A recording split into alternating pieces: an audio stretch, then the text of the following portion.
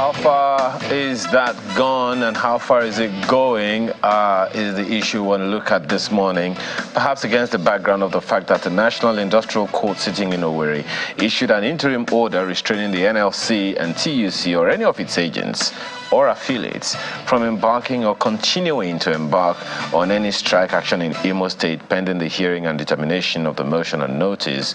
And but then what we're hearing now, the displeasure and discomfort people are encountering or enduring is very real to them. Let's have a conversation around this morning with Joe Ajero, who is President, Nigeria Labour Congress. He joins us virtually along with Einaya Onwegbu, Chief Political Advisor and Head of Political Bureau to the Imo State Government. Gentlemen, thank you so much for joining us this morning. Thank you. Well, let me begin with you, Mr. Ajero. Against the backdrop of that order of court, how has the NLC received it in the light of action already been taken? Well, the NLC is a law-abiding organization. Should we receive any order of court, we'll abide by it. NLC has not received that order because, if memory serves me right, this dates back to 3 days ago. Well, we're just hearing it the way it's been announced by you. If that means service under the law, then it means we have received it. But if we receive the service, we acknowledge it and respond accordingly. We are not known to have, no court orders. Is that to say that the NLC is not on strike in Imo State or against activities of the Imo State people in any way right now? I don't understand you. So if the NLC was not on strike actually in Imo State, why was the order given in the first instance? So essentially you're saying NLC is on strike in Imo State right now? NLC has been on strike in Imo State. Okay. So, but then how then do you respond to what we heard Mr. Basiliu say earlier about the fact that the NLC in Imo State is not going to join the strike? Basiliu is not a functionary, he can't speak for us. Basiliu is a functionary of the Association of Civil Servants and a functionary of the TUC. Two organizations have subjected him under disciplinary procedure. So I will not comment on what is happening in another organization. How about Philip Iwansi, who is said to be the chairman of NLC in Imo State, who is said to have made a similar comment? Well, Philip Iwansi ceases to be the chairman of NLC in Imo State after the election of NLC Delegates Conference in all the states of the Federation. All the executives prior to that time were dissolved and the election conducted. In 3 states where elections were inconclusive, Imo, Abia, and Osho caretaker committees were set up. Philip Iwansi can't act a day after that date. But the Imo State government is calling him their own. They have cloned him to be their own chairman, not chairman of NLC. So then, who is the chairman of the NLC in Imo State? The chairman of the NLC in Imo State is Mr. George Ofebu. That's the caretaker committee chairman until election is conducted in Imo State. But after the dissolution of state branches, they will don't allow a vacuum if the election is inconclusive, especially in Imo State, where the state government went there and attacked the workers and disrupted it. Our leadership there, our ESCO there can't be, leaderless. They can't be without a leader. So we appointed a caretaker committee, same Abia, same there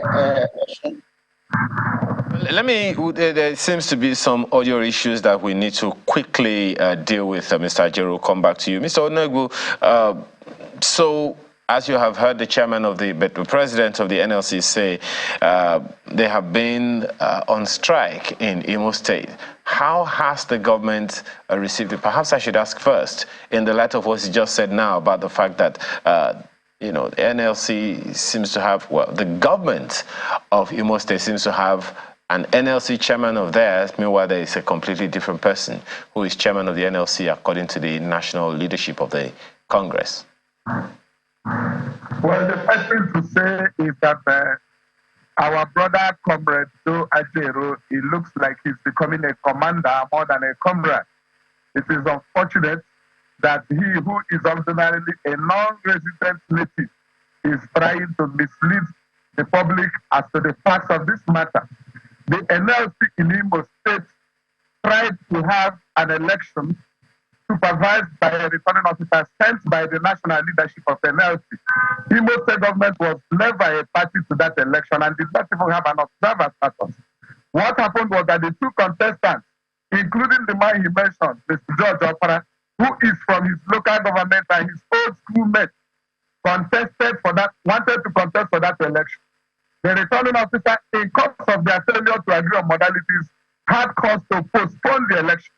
What Judge Jero did was to go back and announce one of the contestants, Mr. George Opara, as a caretaker committee chairman. You ask him, in Abia he mentioned, did he announce a contestant as a caretaker committee chairman? He has otherwise given George the chairmanship of the NLC Imo State. How would it sound that a man you are contesting an election with is now you are inheriting him as a caretaker chairman? It will look like our presidential election. If by any fourth election didn't hold and our kinsman, P2B, is announced as caretaker president of Nigeria, he would have given him the presidency. That is what Judge Jero sought to do for his fellow over Northman and old schoolmates. But the workers in Imo State resisted it, and they said, we have a good relationship with the state government, and we are not on strike. There is no worker in Imo State who is at home as at this point I'm speaking to you. What he did was to use his connection as the leader of the electricity workers to remove Imo from the national grid. And the inconvenience we are suffering is because there is no electricity supply to Imo State, courtesy of our brother, Joe Ajero, who ordinarily thinks that NLC president is still in the days of the military dictatorship and not a constitutional democracy where people have right of association, where you must give notice before you declare a strike. On the day the purported election failed, the same evening he announced a caretaker committee. On May 1st, when a motley crowd of his own supporters said they gathered in a trade union office to have a May Day parade, which government was not invited, which nobody had notice of, Judge Jero also on that day declared a strike in Imo. He seems to forget that the unions in Imo are semi-autonomous.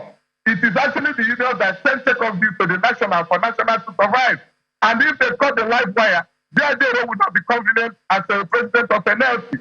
So he has a personal stake, having been a governorship aspirant in this state. He thinks he can do the Shomole transition when he finishes that tenure. He should let Imo workers and Imo residents enjoy the benefits of democracy by restoring our life. I'm happy he has agreed that there's a court order. Why would he not obey a court order? Just a second, Mr. Nwegwu. My apologies. Perhaps let us allow just a second, Mr. Nwegwu. Let's speak to the substance of the issue so people understand why this rift in the first place. Is it something that could have been avoided? What exactly informed this strike to the best of the knowledge of the Imo State government? What we heard from the NLC was that, he has called out 2 strikes in 2 months, unfortunately. In the first instance, the labor union in Imo tried to have a state election. 2 men were contesting. A returning officer was sent from the national. Unfortunately, the returning officer could not, for disagreement on some modalities, organize that election. He announced that there will be a further date. He postponed the election. But unfortunately, instead of waiting for the time to hold the election, Judge Jero chose to announce one of the contestants, Mr. George Opara, as a purported caretaker committee chairman. That's what led to the first improvement. When the workers resisted that they did not want a contestant as caretaker committee chairman, he declared a strike. That's the first one. The second instance is on May 1st. Normally, naturally, customarily, traditionally, the workers have their May parade at a public place. All the unions gathered, leadership gathered, the state government was invited. The state government took the parade for more than 2 hours standing. At the end of that event, we all went home, only to hear that from Joe Ajero that there was a group of his own faction of labor leadership that met at the Labour House, which ordinarily is the property made by Imo State government, that they were disrupted by thugs purportedly sent by Imo State government. He did not tell us what police reports or DSS reports he relied on to link Imo State government to that disagreement.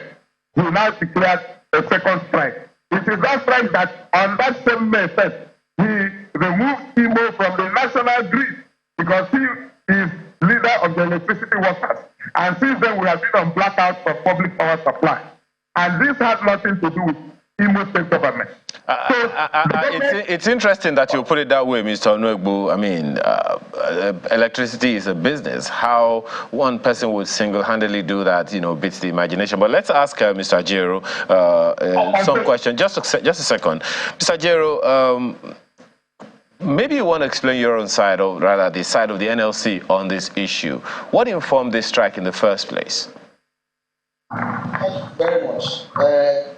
In the first place, I didn't know that this issue, we are going to bring an advisor to the governor, that his focus is Raji. I thought that we were to discuss issues. And I'm getting worried.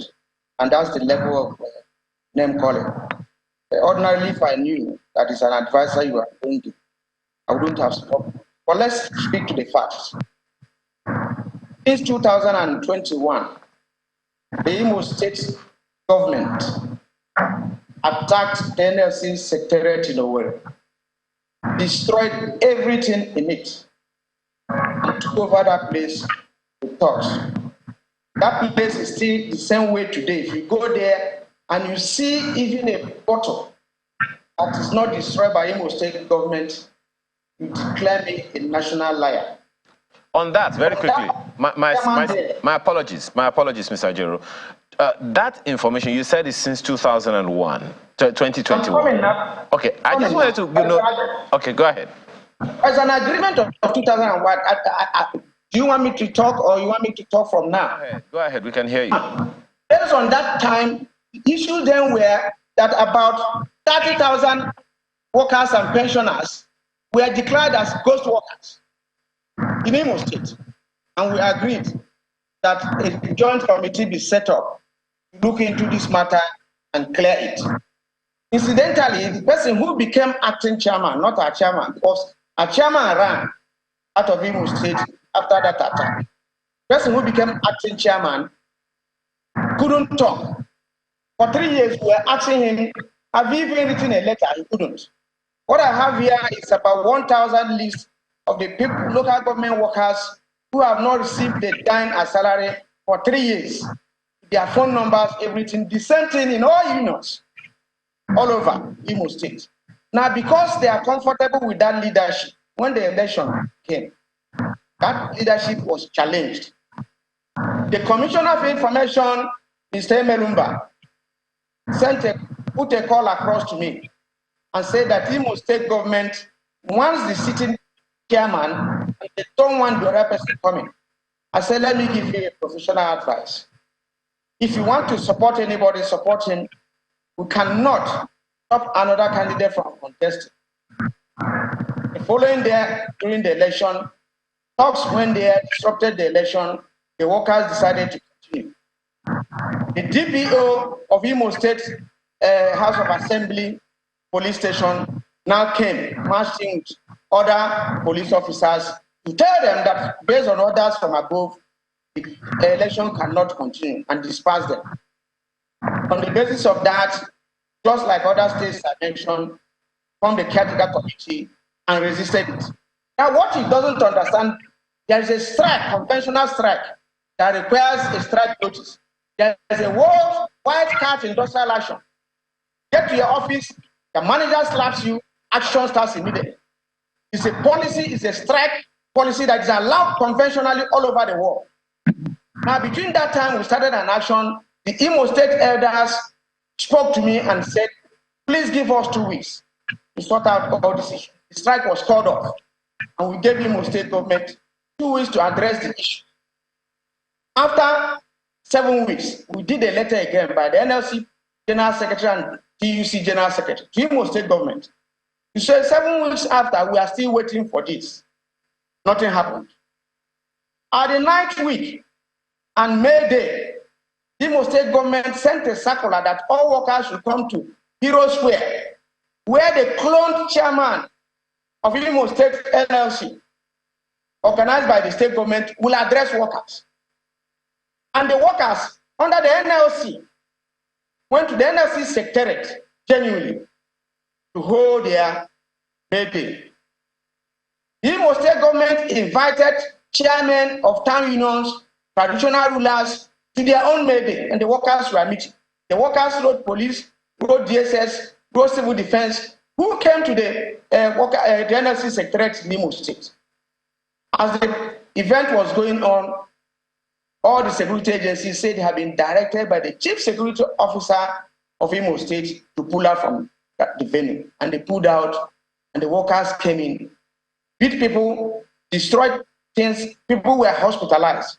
And if you are in my shoes, you know, as NLC president, what are you supposed to do? That was the same day that NLC leadership and TUC leadership met and resolved on how to respond to that. But you can see what is happening in Imo State is Ajero. It's a collective leadership. Ajero is leading the NLC. I can't shy away from that. NLC and TUC are involved in this. And as we talk now, for the past 4 days, we sent people there to negotiate with Imo State government. It took 2 days if Imo State government decides to meet. Okay. Well, between the last 2 days, as we talked this morning, the Imo State government, through its governor, has been editing the agreement that has been concluded for almost 2 days now. Well, Mr. General, my apologies. There are so many questions to ask you, but my colleagues in Abuja are yearning to go as well. Marco, go ahead. So indeed, it does appear that this disagreement predates your entry into office as the NLC chairman. However, it does appear that it's getting quite heated. This issue, for a number of people, only came to the fore. I mean, I am not very aware of what has been happening with the Labour Party, beg your pardon, with the NLC and the TUC in Imo State, until only recently we saw the chairman of Airpeace complain about how flights going into Imo State were grounded, and they felt very strongly about those issues. The fact that the NLC is taking their protests to places like Abuja and Lagos and stopping flights going into Imo. Are these also some of the steps that NLC and the TUC are taking to press home their demands? Well, thank you very much, Mowe.